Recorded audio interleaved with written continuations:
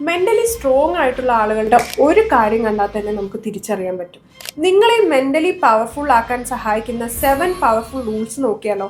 Revenge എടുക്കുന്നത് പഴയ സ്റ്റൈലാണ്. നിങ്ങളെ ഹേർട്ട് ചെയ്തവരെ നിങ്ങളൊന്നും ചെയ്യേണ്ട ആവശ്യമില്ല.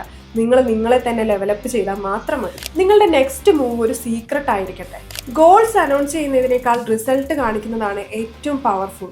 വേർഡ്സ് കൊണ്ട് ഇംപ്രസ് ചെയ്യാൻ ആരെയും നോക്കണ്ട. ശരിയായ സമയത്ത് ആക്ഷൻസ് എടുത്താൽ മാത്രം മതി. പ്രഷർ സിറ്റുവേഷനിൽ കാം ആയിരിക്കുക. എല്ലാവരും പാനിക് ആയിരിക്കുന്ന സമയത്ത് നിങ്ങൾ പേഷ്യൻസോടെ ഇരിക്കുക. അതാണ് റിയൽ സ്ട്രെങ്ത്. എല്ലാവരും നിങ്ങളെ മനസ്സിലാക്കണമെന്ന് വാശി പിടിക്കേണ്ട ആവശ്യമില്ല. ചിലർ നിങ്ങളെ തെറ്റായി ജഡ്ജ് ചെയ്യും, ചിലർ നിങ്ങളെ മിസ്അണ്ടർസ്റ്റാൻഡ് ചെയ്യും.